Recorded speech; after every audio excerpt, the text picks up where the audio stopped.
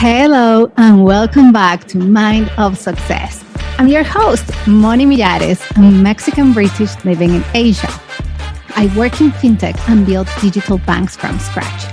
In my years in the industry, I've realized most of us are in a vulnerable financial position. However, building a business can be a catalyst for change. So I created this podcast. It's about business stories we do not talk about. I chat with entrepreneurs, CEOs, and experts about their journeys, struggles, and lessons to extract gems of wisdom and practical tools so that we can thrive and create the impact we want.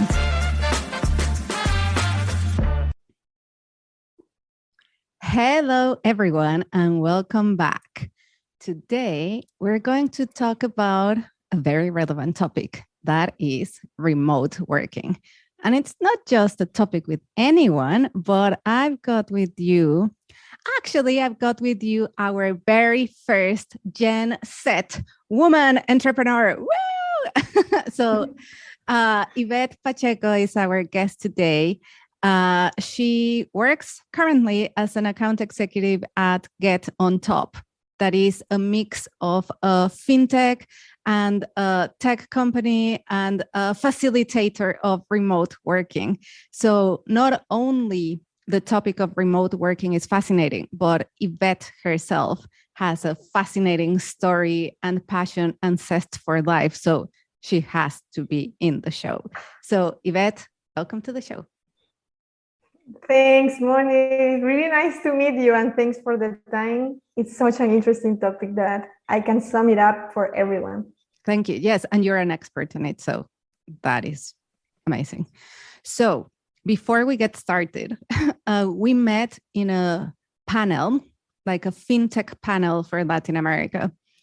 And then I was like, oh, I love the work that we're doing. We reconnected later.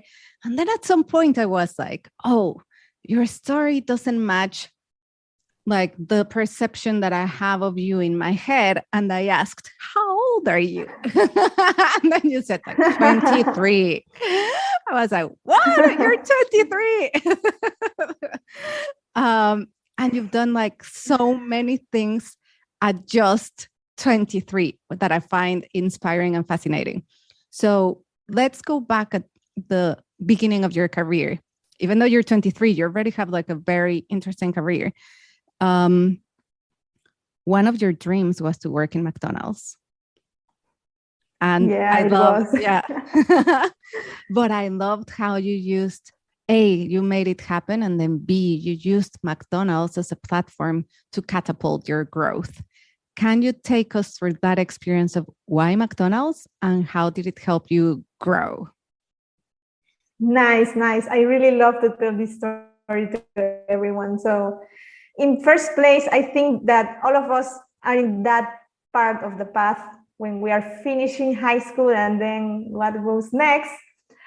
My classmates and me were in the same story. So they were saying some kind of job positions they would like to start. Some said bank cashier, others administrative assistant, but I was thinking a little bit further. Like I was thinking that I need something that help me grow. In that moment in Ecuador, the startups and stuff, it was just beginning. Now it's stronger, but so in that moment I was not thinking startups, but I was thinking on growing fast. So what came to my mind was fast food restaurant, and which one is my fate? McDonald's. So I said, when they asked me, what would you like to work in, like your first job? Well, I would like to start in McDonald's because I know someday I will work in something very, very important. And I can tell that I started from the very, very bottom. So like I was sweeping in the restaurant, I was attending the clients, I was doing everything, and I really loved it. I love to have the opportunity to change something in the place where I was put in place. It's something that now how did this help me to growth and to catapult my professional career? Well, something that it's kind of the culture of McDonald's is that everything is asked like in a polite way, but in the fastest way possible. So it helped me to train myself to keep working with this kind of pressure. And I did it with a lot of diligence, that during my first month in McDonald's, I was promoted as human resources administrative assistant. And so that was something very remarkable for my first month ever in working in McDonald's. And to be chose there to more than that, like I sent my resume 5 times to the restaurant. So I really work harder to get into and to show from since day number one that I deserve to keep growing there. Yeah. And I love your work ethic and your vision and your commitment. It's like, I'm here to grow and I'm going to make the most out of it. That is super cool. And then the other experience, it's not experience, but the other area of your life that actually shows that passion and commitment is sports. So you were a professional kind of a sports climbing person even before joining McDonald's. So you had that in you. Can you tell us how did sports shape you and your entrepreneurial career? Awesome. Actually, sport climbing came in the most crucial time in like when I was becoming a teenager. So I had this sport to help me shape myself. I learned to use time wisely since I was 11, because I have to train in the morning and to go to school in the afternoon. So my mom was like, if you want to keep practicing your sport, okay, you are allowed to do so, but you have to keep everything organized and of course continue studying. Yeah. So I learned to use my time wisely. Also, it helped me to shape myself to always like look to the top. I know this sounds like kind of a cliche, like this metaphoric word, but this is what climbers always do. You have seen probably sport climbers in movies or stuff, but before climbing, you will always see them like crazy people doing like this in the air. Why? Before they go to the wall, they are planning how are they're going to move. Interesting. So they are, and when they find something that they are reading in the wall, because that's called reading, they stop for a while and think of possible ways they can move and what do they need to do, or where do they need to stop so they can always reach to the top. And that way that climbing taught me to be always thinking to the top and always planning ahead. And it's something that I have, like it's part of me, thinking when it's needed to pause or what will be needed to change. So that is something that I train over and over again. And as I climb many times, an interesting value learned is that I fell several times. Oh, yes. So there is a word called grit, like GRIT. Yeah, great. Grit means like the passion and perseverance of keep trying for an objective.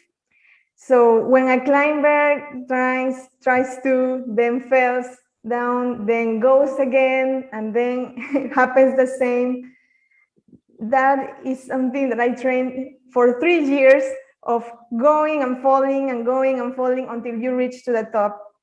So grit, in other words, was taught in practice to me, and now I can see it in other areas of my life. But I have learned of several falling down, but also many successful goes to the top. Yes. And I love that. You know what? I love your mindset, but what I love is this idea of not just going to the top, because many people are like rushing. Sometimes I do the same, right? So it's like you rush to go to the top, but you are very strategic. You're saying, hey, as a climber, you just don't go to the top. You take the time to plan. you slow down, you assess, and then you have kind of a idea of what is it that you're going to do. And then you go to the top. And then you become very comfortable with falling because that's just part of the journey of climbing. You just like climb, fall, climb, fall, climb, fall. And that creates grit. I love and it. that's exciting because you said I'm a little bit closer to the top right now. So the next time I'll do it better. Oh, so you're saying failing in your mind has been reframed to it's exciting because I am closer to the top. Exactly. For example, in my job, when I'm getting a lot of no's, I said, okay, this is good because I'm closer to a yes. So yeah, this Awesome. doesn't matter for me. I love that. And let's say that you said like falling and climbing has translated not only in many failure moments, but also in many successes. One of your first career success stories, as we start moving more into the topic of remote working, is your first job was in an M&A company and it was a remote work. So well done for getting an M&A work like job in and you're just 23. And then number two, like you were in Ecuador working for a company in the US. How did that happen? And then can you tell us your trajectory of going to the top in that company? Oh, that's a very good question. So, well, I was finishing a volunteer service in Peru. So I arrived to Ecuador. The pandemic just started. I needed to work. And I was thinking, okay, what do I need to do? I have several friends that work there. Well, not friends, like friends of my friends. But I knew that the name of the company. So I created my LinkedIn profile and I wrote a message to the owner like, Nice. Okay, well, I do not have a lot of experience in your market, but I have learned these skills during my volunteer and I have a good English level. So we can talk. How can I help you? And well, the interview was good, but he said, I will hire you when I see your grades. If you have good grades, I'll hire you. So during that semester, I studied hard and he said, okay, yeah, you're in. So basically he wanted to see if I'm someone responsible and they were completely open to give me the opportunity. M&A, of course, it's hard because it's different kind of business development and the things that are sold there or buy there and like work in a different flow. So what I basically did to be able to help there and also to do my best, I had the commitment to reach that all the data was in order, to talk to clients through cold calling or give them invitations to accept proposals. And yeah, it was, as I told you before, it was a lot of no's, but I'm closer to a yes. So, and during that time in an M&A, something key was that I had excellent leaders. Like they recommend me that book, Grit. They were always suggesting books. They were always like, okay, if you had an idea, and let us know. And I was always with the hand raised, like, okay, I can do something for this. And then I get to understood better the industry, many things new, many tools and different kind of clients to attend. But actually that gave me the experience I needed to know to be now with what am I doing, like understanding that it's key to manage English, it's key to manage some skills, and the other part comes with the flow of following the commercial process. That is always something that can be changing a lot, but it's exciting. I can tell it's exciting to have something that you cannot control at all.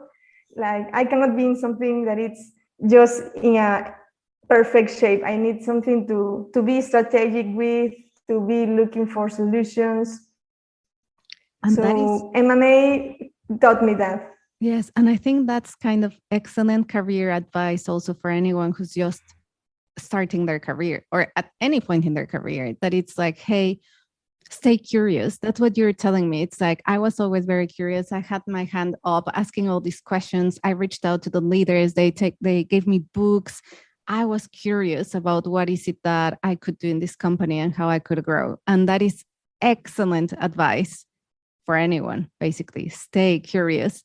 And as we speak, and I'm like, looking at the age difference, it's like, that is what young people, e.g. Gen Zs, may have more than we older people. Like, exactly. Not super old, but like older, that it's like you still have that zest and that curiosity. And actually, we can learn tons from you, because it's like, yeah, I used to be like that. I used to ask like all the questions and stay curious. And it's something that we need to continue to nurture. You as someone that's just starting her career, it's like that is key. And me, someone who's like in her middle of her career, it's like that is key. Don't lose that curiosity. Awesome. That's like woohoo, where both generations can high five. Yes, we match. Exactly. So you've worked as a remote worker since the beginning of your career. What has worked and what have been the challenges of remote working? And with remote working, I do not mean I've been working from home for 2 years during the pandemic, because that has been everyone. With remote working means I live in Ecuador and I work with a company in the US, or I live in Ecuador and I work, like properly remote working, location independence working with an established company. Well, with like the main challenges like that I had felt on the very beginning was like the equipment. With what are you working? And this is an advice I can give to everyone that says I'm sick of working in the office. I want to work remote. Yeah, and there are tons of positions open globally. But first, being honest with yourself, like, is my equipment going to be able to like give me the necessary capacity to work? So that was the first challenge for me. My equipment was basic to do some stuff in Microsoft Word. And that was kind of a headache in the beginning. I had to invest, of course, in my equipment. Another problem or challenge I can tell, it's the network, like the internet connection. You have to be checking that. But for me, I think was kind of the nervous at the beginning, because there is no one looking at you. There are many things new for you. So be able to listen, to ask, as you said. I had always asked to ask, to be honest that you are there to learn, but also they trust in you. So, and there might be some challenges for other kind of companies, like where do I find like my dream team, someone that is committed to work. So even if I'm not there looking at them doing their work, but remote work works. The thing is to organize ourselves to be able to complete tasks, to make it fun. And that is also, well, those are the challenges, but I can tell the advantages is that you can make it fun, like you can make your breaks, or make it a comfortable space, as we talked previously. And if you make it like you own it, like you are there, and that's your office, that's your space, and it won't feel heavy to adjust to that kind of model. I started with small things like having my planner, my post-its, and my own space. the chair is very, very important. Yes. So those small things that we can tell, but how will this change remote work? That changed a lot. Now I can tell that I'm not leaving remote work for a very, very long time, probably ever. Hopefully, because I love that, like, you're just like, you started your career remote working, and then you're like, no way, I'm not leaving remote working. And then we did not start as remote workings, we're like, hey, I would love to do remote work from anywhere in the world for any company. It doesn't matter where I am, which leads me very nicely to GetOnTop.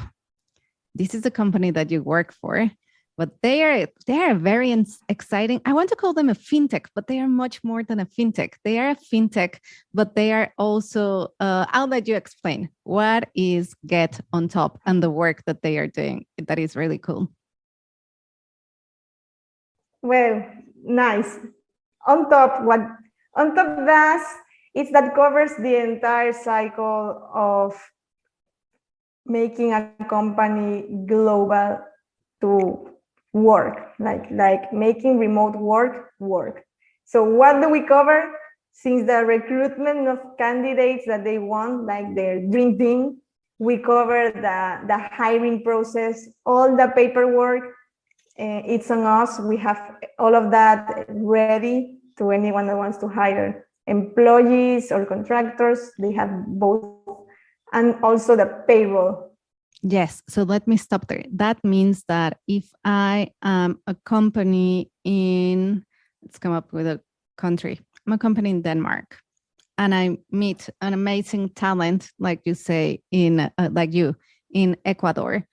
And usually there's a barrier, because it's like, how am I going to hire and pay to this amazing talent in Ecuador? And make it legal and transfer the money? Like, it's painful. And what you're saying is basically your company sorts that out. I just go to you, we sign a agreement, and then you ensure that I can hire anyone in the world. You give me basically the agreement, everybody's legal. And on top of that, you help me to pay them in their not desired currency, but even better for many people, you help me pay them in a wallet in dollars, which is cool, especially for people in developing countries. Let's say it's like in all Latin America, I'm sure that people are very happy to get paid in dollars. Probably the same in Africa, probably the same in Asia. So that is cool. Can you guide me through your fintech solution, the wallet? How does that work? The wallet is the best way to pay someone that works remote, because basically what the wallet does is that gives freedom to the contractors. That is something absolutely different as anything that had been decided to pay contractors. So the wallet gives them the opportunity to save in dollars there with no commission fee by us, and there is no limit, no amount, minimum or maximum, and they are able to manage the money and transfer it wherever they want. So that's freedom. They can move it to their bank. They can move it if they want to PayPal or to Payoneer or in cryptocurrency. That is also something that is talked a lot right now. And we give them that opportunity, and also we give them our Ontop Visa card, which means that we give them our digital card that works in whatever platform that accepts Visa. They are able to buy in seconds. They can transfer their money with no charges by us and start using it. So I can be honest with you, I had been like working remotely before, and this is the way that contractors can be committed. They can feel comfortable. They can feel that, oh, this X solution is taking that percentage of my payment. I don't like this. That happens. Yes, that's a great point, because what you're describing is a great solution for any freelancers, gig economy that they are working remotely, because basically I work remotely. If I can get like the benefits of working remotely, B, the benefits of probably like working, having exposure to all these companies across the world. I'm not limited within just my geography. And I get paid in dollars in a wallet that has a card. So basically, I can use my card in anywhere that accepts Visa. And at the same time, I can receive my salary in the wallet and transfer it to anywhere that I want, whether that's PayPal, a bank account, and like you said, any other crypto wallets. That is cool. I think that's cool because like we'll be moving towards like this world. I want to move towards that world. And I'm sure like many other people want to move towards that. It's like, I want to work with any company in the world.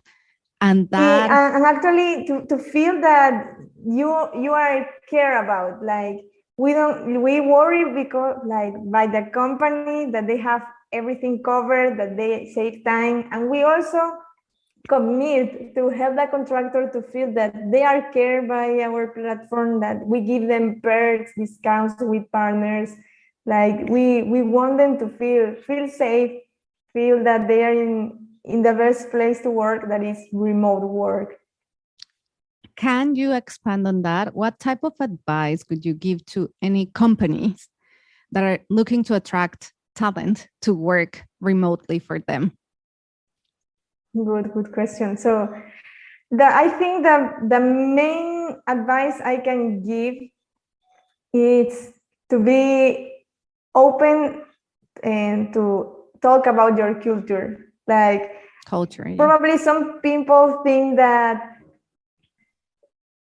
this sounds like the brand, like the marketing of the company, but the culture is what calls the attention of the contractor or the employee or whatever. Like if they can feel in a short place, if they can feel that, okay, this will be remote, but I feel that I belong to this, and this is a greatest cause that I'm working on. It's more like than working. It's I'm doing something to improve this X industry, for example.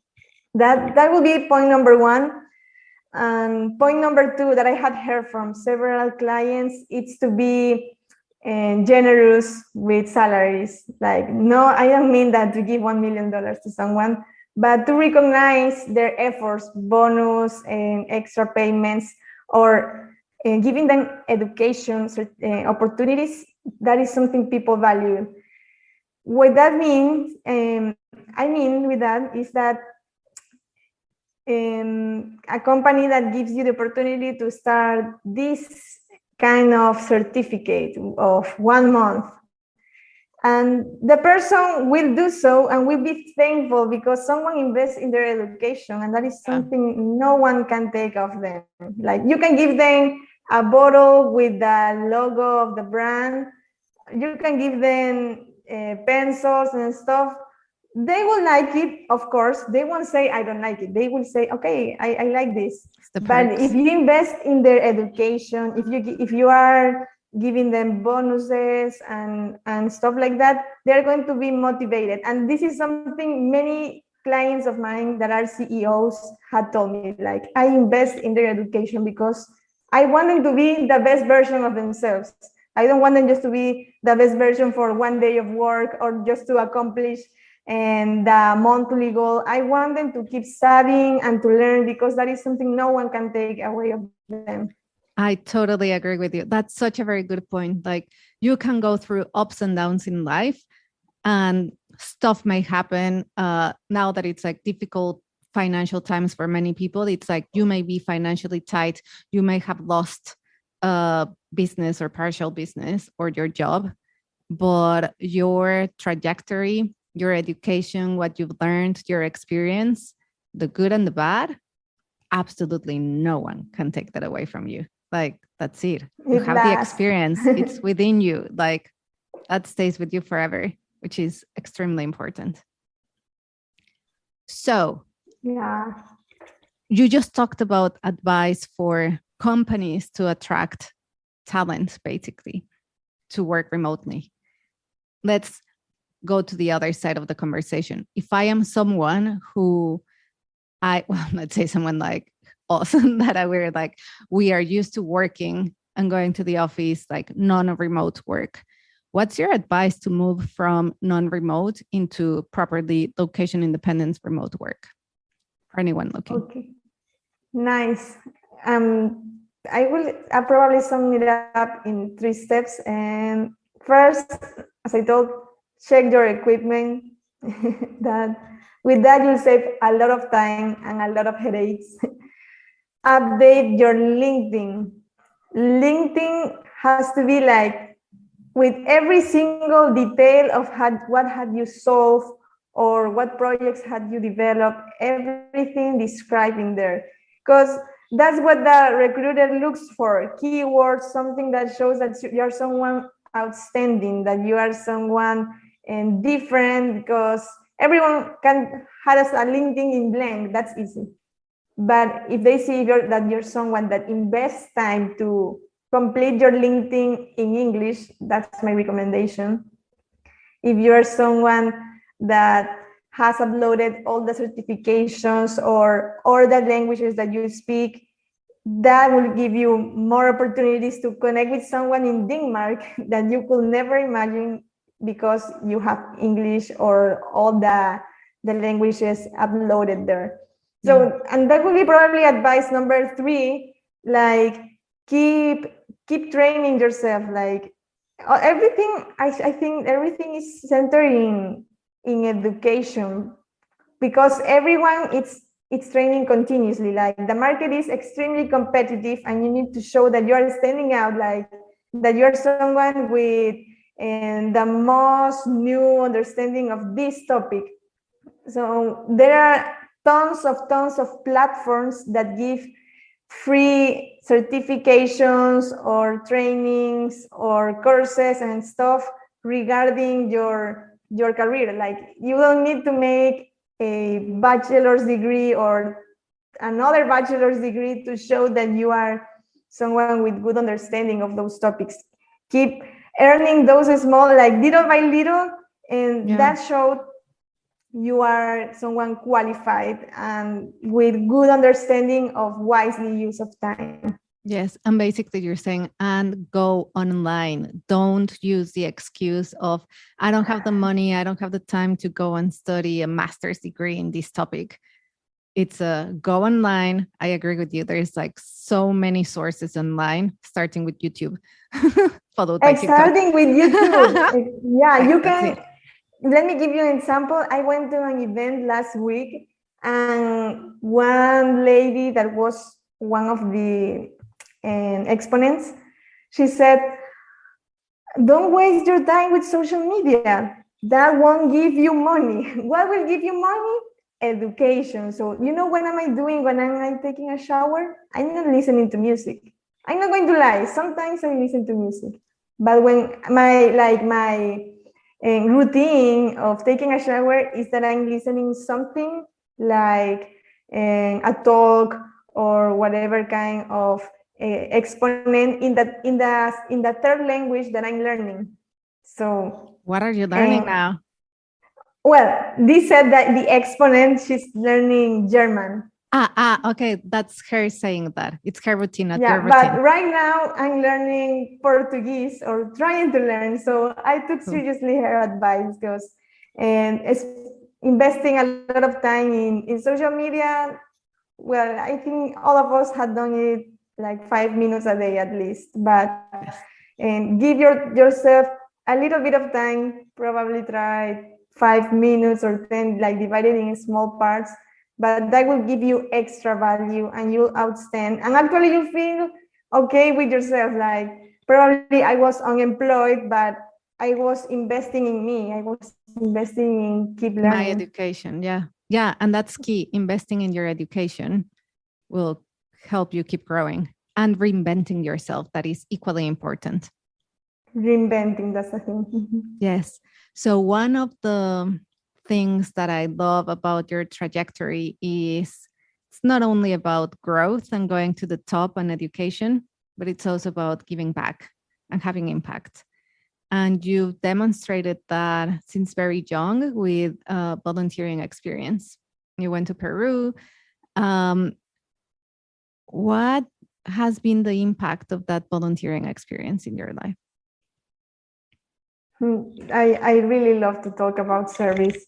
Well, volunteer taught me that I need to forget about myself. That's the summary of that.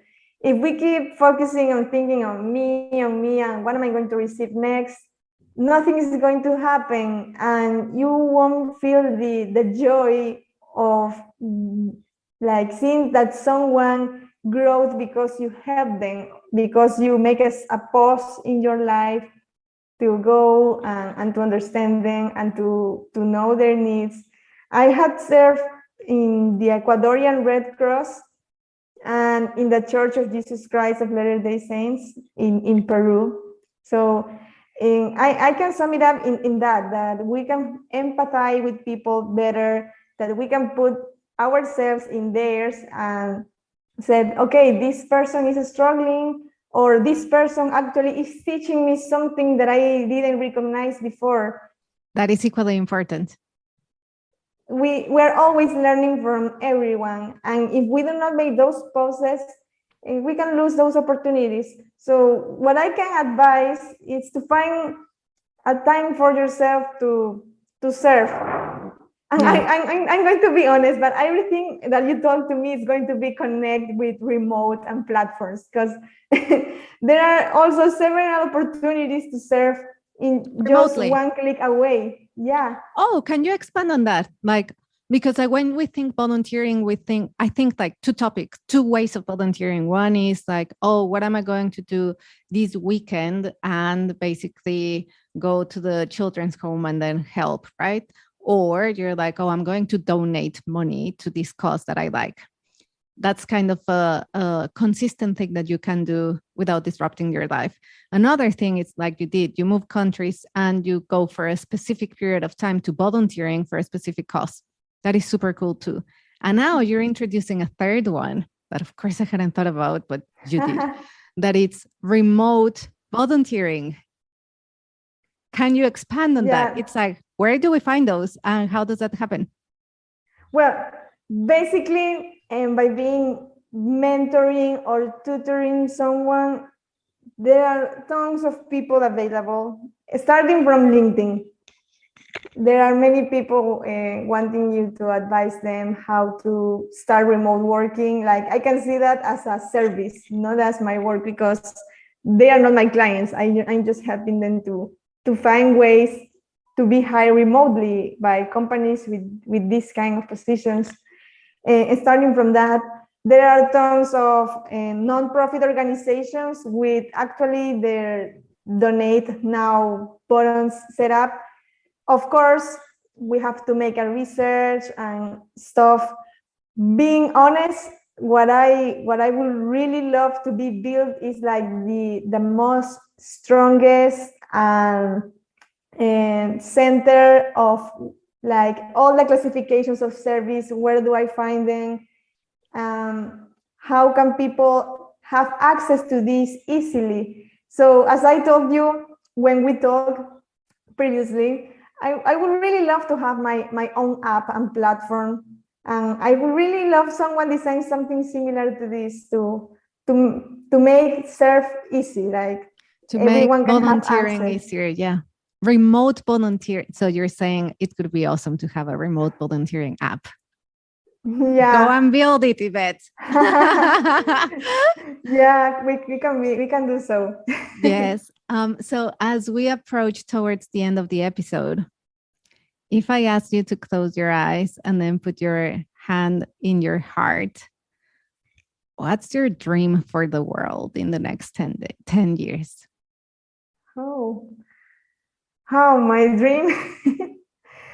My dream is that everyone can have access to the same opportunities.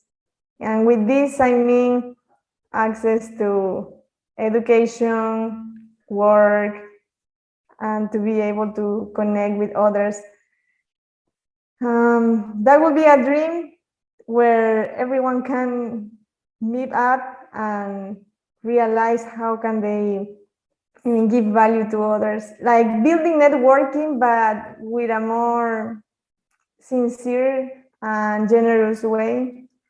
So I think we are in that path because that's happening through all the like network, social media that builds that. But in the other side, that can be strongest and that could be reachable to other territories. With this, I mean that there are many people I have met that had never used LinkedIn or platforms. So when this is why I tell you, every time you talk to me, I talk about platforms or remote something, and this access to internet, to opportunities, everything is just one click away. Another kind of service I did, to give you a greater idea about this, I gave free English classes on a small city close to the beach, like 1 hour far from my city. And they had all the enthusiasm to learn. Actually, they were very smart. They learned very, very fast. The only problem was the Zoom call to connect to a platform that gives you these classes for free without the need that someone goes. Of course, I enjoy going there, but if every single territory can have internet connection, that would be a dream came true in the next 10 years. I love that. It's like internet connection for everyone, ideally for free. In the ideal world of dreaming. Exactly. Awesome. Everyone will have tons of opportunities with that. Yes, because if the future of the work is remote, then you have to have internet. It's just like electricity. Exactly. And good internet. Awesome. Well, Iveth, it's been an absolute pleasure having you in the show. I think it's been inspiring. It's been eye-opening. It's been kind of, like I said, you are the first GenZ in the show. And I could see even like the mindset, like, those things that you read online that describe the GenZs. And I'm like, she's the living proof. It's been a fascinating episode. Thank you so much. And before we go, where can we find you? And if anyone wants to work with you in onboarding people remotely, where can they find you and where can you tell them more about the work you do?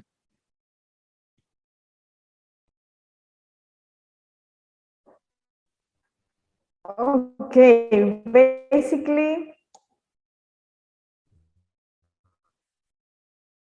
on my LinkedIn profile, it's Iveth Pacheco Albuja. So I think Moni is going to mention me on the post. Yes. And I can give you my phone number. I have no worries to share my phone number. Let's not say it publicly in the podcast just for safety reasons. But I'll share it with people if they come to me. Okay, nice. But your email, your LinkedIn. Yeah, my LinkedIn, you have it on the description with Monica. My LinkedIn, my email, you can just email me and say, okay, I want to recruit someone, or I have already the person, I want to hire them. How do I make it legal and to pay them? I can move everything so you can have it quickly and saving a lot of time and money. Amazing. Yes. Well, Iveth, thank you so much for your time. Everyone, I hope you enjoyed the episode. Remember to share, like, and go into our TikTok channel where you can binge watch the rest of the podcast. Okie dokie, everyone, have an amazing week and see you soon. Ciao, ciao.